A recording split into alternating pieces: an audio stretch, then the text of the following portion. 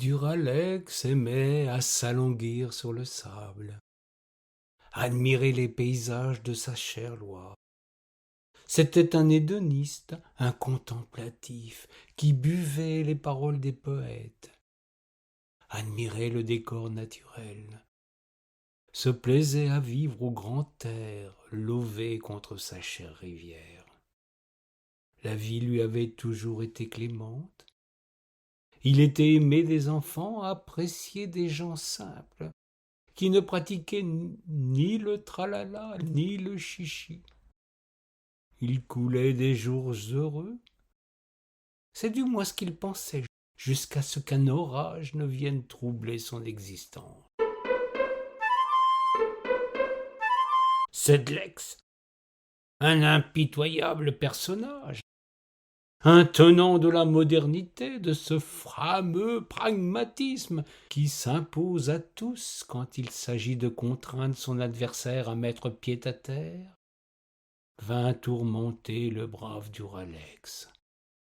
Le méchant voulut briser le rêve, troubler l'ombre pure de notre ami. Armé d'un livre de comptes, d'une règle de calcul, il voulut mettre sur la paille celui qui ne se plaisait que sur le sable. Le pauvre Duralex avait beau avoir le soutien des enfants, lui qui avait pris l'habitude de leur envoyer des signes par quelques chiffres évoquant l'avenir.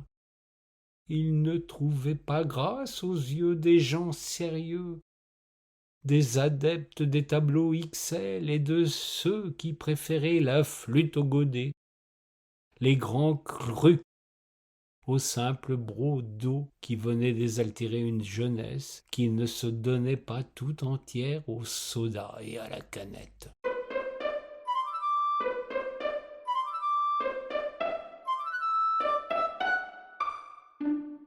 Le dépouillement et la sobriété d'un côté, la sophistication et l'ivresse du pouvoir de l'autre.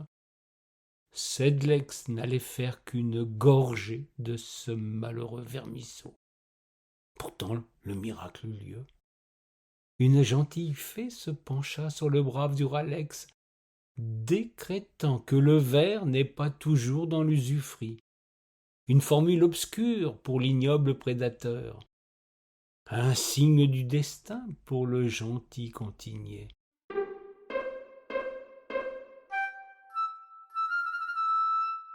Ce n'est pas parce qu'on n'a pas l'honneur des tables de maître que l'élève doit se retrouver au coin. Duralex méritait de vivre, de puiser encore et longtemps à sa fontaine de jouvence.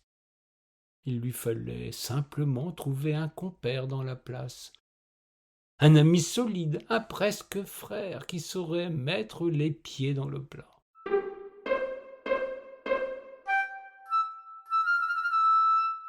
Tel le sauveur masqué, Pyrex vola au secours de son petit camarade. Il lui tendit la main, lui prêta sa confiance tout autant que son affection. Tous deux n'avaient rien à cacher. Ils n'évoluaient jamais dans cette opacité qui cache bien des situations imbuvables. Unis comme les deux mains d'un maître-queux, ils allaient relever la tête, éviter de faire un four pour donner à la vaisselle ses lettres de noblesse, dans un dépouillement absolu. Leur union ferait leur force. Sedlex n'aurait qu'à trouver d'autres victimes expiatoires. Duralex et Pyrex ne boiraient pas le calice jusqu'à la lie. Leur mariage leur mettrait du baume de Venise au cœur. Les verroteries étincelleraient à nouveau sur les bords de Loire. Leur secret, ils n'hésitaient pas à le proclamer, le porter à bout de bras comme un blason de gloire. Ils ne viennent pas de lointains pays.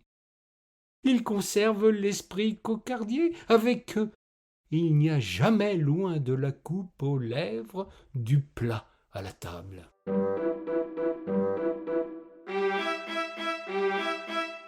Ils entrent en fusion, unissent leur destin pour que le sable le calcaire et le carbonate de sodium, savamment dosé, se mêlent intimement dans un four à très haute température. Si la paraison n'est pas raison, elle détermine pourtant leur forme éclatante, pour qu'un souffleur parachève le travail. Les baucheurs en restent bouche bée, tandis qu'une recuisson scellera définitivement leur mariage sur les fonds baptismaux du fabriqué en France.